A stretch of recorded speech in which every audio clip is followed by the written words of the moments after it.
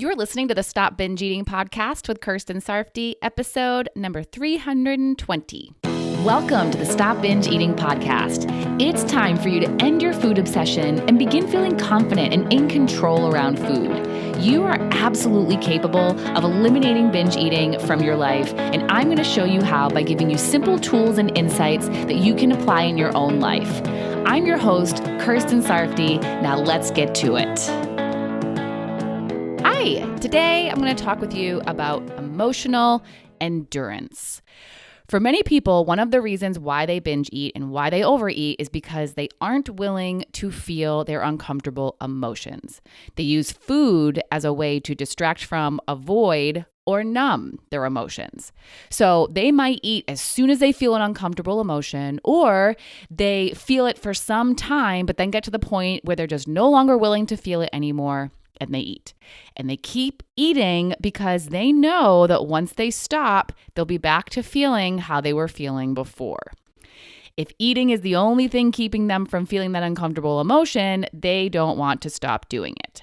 But if they were willing to feel those uncomfortable emotions, then they would be okay with stopping eating and with not eating at all. They'd just feel the emotions without trying to distract from them, avoid them, or numb them. If they were willing to just feel the emotions, then the overeating and binging just wouldn't happen for that reason.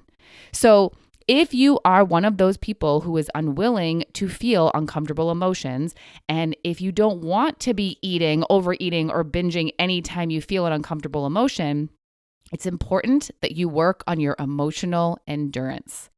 You're probably familiar with endurance as it relates to physical activity. So if you have a lot of endurance, you can be active for a longer period of time.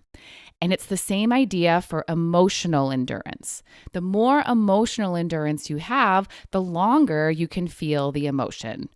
Or really, the longer you will be willing to feel the emotion, because you already can feel the emotion for as long as it's there. You have the ability to feel the emotion for as long as it's there.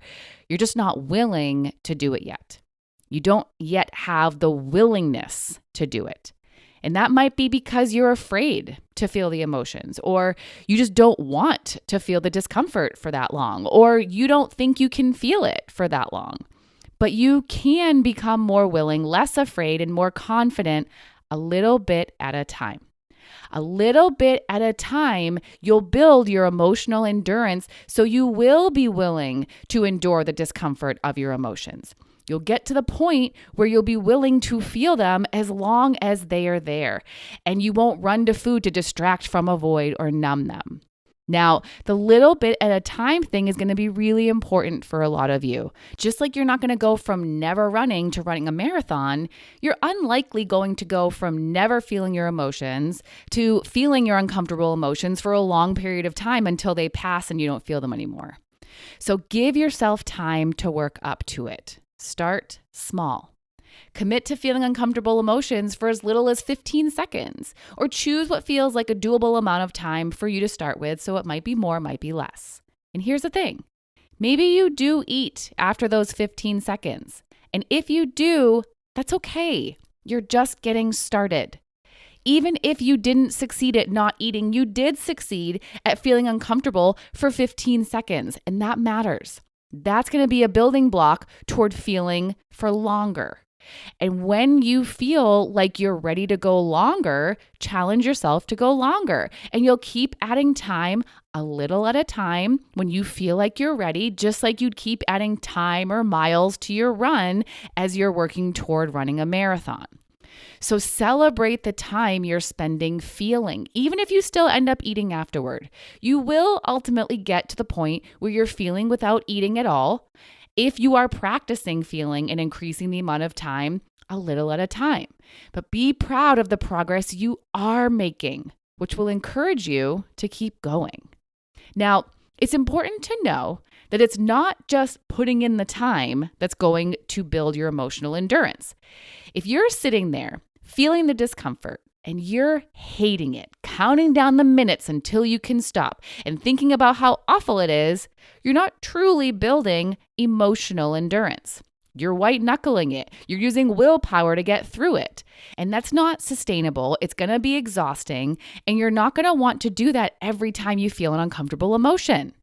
The goal here isn't just to get through the emotion. It isn't to just feel it until it passes. The goal is to be okay with feeling it until it passes. It's to be okay with feeling it while you're feeling it. It's to get to the point where you're going to want to choose this over eating. And if you're making feeling the discomfort into an excruciating experience, you're not going to want to choose it. And it doesn't have to be excruciating. It will be uncomfortable, sure, but you don't have to suffer in it. That's not what I'm asking you to do here, because all that would do is add to the discomfort you're already feeling. What I'm asking you to do is to allow the discomfort, let it be there, so you're not adding to the discomfort, you're just letting it pass through you. And in order for you to do that, you'll need to be accepting of the discomfort and be calm with it. And that's where your self-talk comes in. How you're talking to yourself about the discomfort, the emotion, the urge you're feeling, and how you're talking about yourself while you're feeling it is going to have a huge impact on your experience of it. It's either going to make feeling it tolerable and easier or intolerable and harder.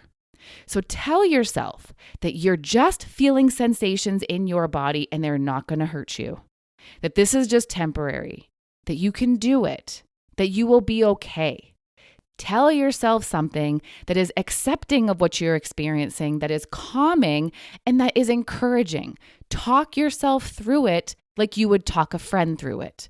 It doesn't have to be a horrible experience. It can just be an uncomfortable one that is tolerable. And when it's over, you'll be so happy you did it. You won't have binged. You'll feel better. And had you binged to avoid, distract from, or numb the emotion, you would be feeling a lot worse. So again, start small with an amount of time that feels doable to you. Feel the uncomfortable emotion or urge and talk yourself through it in an accepting, calming, and encouraging way. And as you practice doing this in this way, you'll begin to see that it's not so scary and that it's maybe not as bad as you thought it would be. You'll see that you can do it and you'll build confidence in yourself. And you'll see that it really is a better option than binging when you look at the big picture, the whole story. And you'll become more willing to do it. Feeling uncomfortable emotions and urges won't be as big of a deal. You'll just feel them. And binging due to feeling uncomfortable emotions will be a thing of the past for you. So build up your emotional endurance a little bit at a time. Be a person who feels for as long as you're feeling what you're feeling without eating. You can do it. All right? I will talk to you next time. Bye-bye. Thank you for listening to the Stop Binge Eating podcast. If you like what you heard today and you want more, go to coachkir.com/free. That's COACHKIR.com/free to get some awesome free stuff to help you stop binge eating.